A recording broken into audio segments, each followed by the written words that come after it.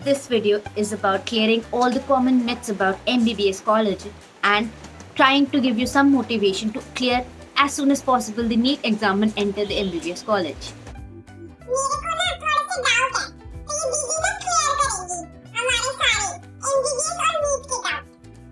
दीदी मैंने सुना एक बार डॉक्टर बन जाओ तो आपके पास पैसा ही पैसा होता है। ऐसा नहीं होता है कि आप अगर एक बार डॉक्टर बन जाए तो आपके पास पैसों की बरसात होती है। It's not true. Yes, as soon as आपका एक्सपीरियंस बढ़ता रहता है your income also increases, but ये नहीं है कि आप एक अंबानी बन जाएंगे। नो भाई, आप एक डिसेंट लाइफ अफोर्ड कर पाएंगे। That's totally honest. दीदी मुझे ना एक डाउट था, स्कूल और एमबीबीएस कॉलेज में क्या डिफरेंस होता है? जैसे मैं स्कूल में तो एक टॉपर थी, तो मैं कॉलेज में भी एक टॉपर ही बनूंगी ना एमबीबीएस में? देखो, एक मेडिकल कॉलेज और एक स्कूल या फिर एक दूसरे कॉलेज का बहुत डिफरेंस होता है। आप स्कूल में अगर टॉपर थे, ये जरूरी नहीं है कि आप एक मेडिकल कॉलेज में भी टॉपर होंगे, because medical college is very different. आपको इसमें एकेडमिकली आपको स्कोर करना इंपॉर्टेंट नहीं है, आपको प्रैक्टिकल नॉलेज इंपॉर्टेंट है। बिकॉज आई हैव सीन कि कितने सारे स्कूल में जो टॉपर थे या फिर कोचिंग इंस्टीट्यूट में टॉपर थे, एमबीबीएस में आके टॉपर नहीं है, बिल्कुल भी टॉपर नहीं। और जो बिल्कुल डाउन में थे, as in they were not so topper or average kind of kids, are topping in MBBS college or a medical college.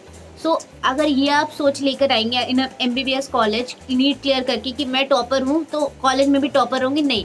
एक टाइम तो ऐसा आएगा कि भगवान बस मुझे पास कर दो, मैं प्रसाद चढ़ाऊंगी। ऐसा भी आता है MBBS कॉलेज। दैट टफ और नॉर्मल कि आपको इसमें ये होता है कि आपको टॉप करने की इंपॉर्टेंस नहीं होती, आपको ये इंपॉर्टेंट होता है कि आपको पास होना है और आपको प्रैक्टिकल नॉलेज गेन करनी है रादर देन टॉप करना है।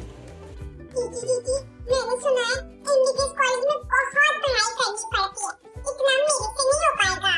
टू बी ऑनेस्ट, अगर आपके मेडिकल कॉलेज में 50% या 60% या 70% अगर आ रहे हैं ना, तो भाई आप टॉपर हो। आपको कहते ओए भाई सर तो स्कॉलर निकला, ये होता है लिटरली। तो आराम से you can easily score, top नहीं, एकेडमिकली नहीं, प्रैक्टिकली हमें नॉलेज एमबीबीएस में गेन करनी पड़ती है। फिर मेडिकल कॉलेज बहुत पढ़ना पड़ता है, यस, कंपेरेटिव टू दूसरे कोर्सेज। हाँ, पढ़ना पड़ता है, बट ये भी नहीं है कि इतना पढ़ना पड़ता है कि पूरे टाइम दिन रात योर 24 आवर्स स्टडिंग, मतलब सो भी नहीं रहे, कुछ भी नहीं कर रहे, ऐसा कुछ नहीं है। इतना भी नहीं पढ़ना पड़ता है। So chill. To be honest, जितना आप नीट के लिए पढ़ रहे हैं ना, नीट यूजी के लिए, उससे तो कंपेरेटिवली कम ही पढ़ना पड़ता है। जिससे मेरी एक्सपीरियंस है, मैं आपको वो बता रही हूँ कि नीट से तो लिटरली कंपैरेटिवली कम ही पढ़ना पड़ता है। आप एक रात पहले पढ़ेंगे ना तो भी पास हो जाएंगे, डोंट वरी। बट हाँ, आपको प्रैक्टिकली नॉलेज ज़्यादा होगी तो बेटर है। थ्योरी वैल्यू नहीं करती है एमबीबीएस में। दीदी मुझे ना डॉक्टर बनना है और मुझे पार्टी शार्टी करना बहुत पसंद है, तो मैं एमबीबीएस कैसे करूं? मैंने सुना है कि इसमें पार्टी शार्टी का वक्त में तो इतना पढ़ना पड़ता है, ऐसे थोड़ी होता है भाई। You want to be a doctor but still you want to be a party animal. Don't worry, ऐसा नहीं होगा कि आप एमबीबीएस में घुस जाएंगे तो आप पार्टी शार्टी नहीं कर सकते। बिल्कुल कर सकते हैं, सब करते हैं, मैं भी करती हूँ, हर एक टॉपर भी करता है। इट डजंट मीन कि एमबीबीएस में पढ़ना ही पड़ेगा सुबह शाम, मेरे को बुक ही खोल के पढ़नी, नहीं।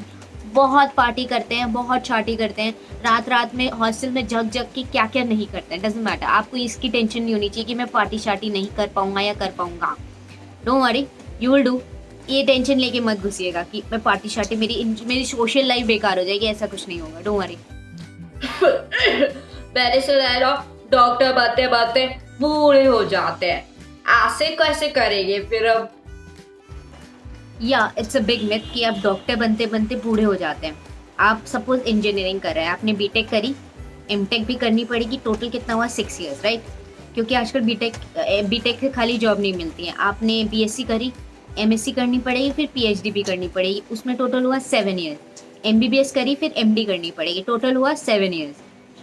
डिफरेंस क्या हुआ?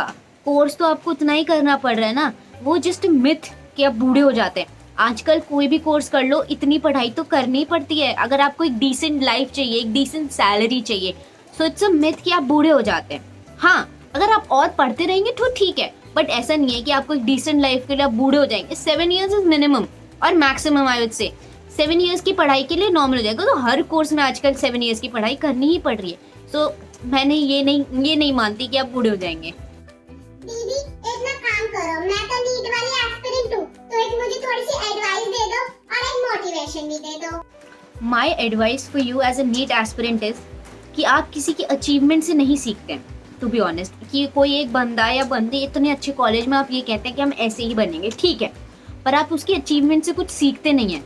ये मेरी बात सुनिएगा, आप उसकी अचीवमेंट से कभी नहीं सीखते, आप किसी की फेलियर से सीखते हैं। अगर बंदा या बंदी कुछ चीज़ फेल कर रहा है, आप उस चीज़ से सीखते हैं। आपको क्योंकि आपको ये तो पता है कि क्या करना है, आपको ये नहीं पता आपको क्या नहीं करना है। Think about it. आपको ये पता है कि मुझे अच्छे से पढ़ना है, मुझे मॉक टेस्ट देना है, मुझे पूरे टाइम पढ़ना है एंड मुझे नीट क्लियर करना है, मुझे इतने मार्क्स चाहिए, तो सबको पता है। अगर मैं कहूँगी तो क्या फ़र्क पड़ता, बट आपको सीख किससे मिलती है कि आपको चीज़ क्या नहीं करनी है। आपको किसी के फेलियर से ज़्यादा सीख मिलती है, ना कि किसी के अचीवमेंट से। थिंक अबाउट इट कि अगर बंदे ने बताया कि ये चीज़ करी तो मैं फेल हो गया, मैंने बायोलॉजी की NCERT नहीं पढ़ी तो मैं फेल हो गया, ये चीज़ होती है। मतलब आप किसी के फेलियर से ज़्यादा सीखते हैं रादर देन किसी के अचीवमेंट से। रिमेंबर दिस फैक्ट, आप सबके फेलियर को नोटिस करें, ना कि किसी के अचीवमेंट को। Observe the failure of the people, not the achievement. This is my advice and motivation for you guys. Keep going, clear the NEET and become my junior. Hope you liked my video. Please like, subscribe and comment on my channel because whenever you do it, I feel motivated.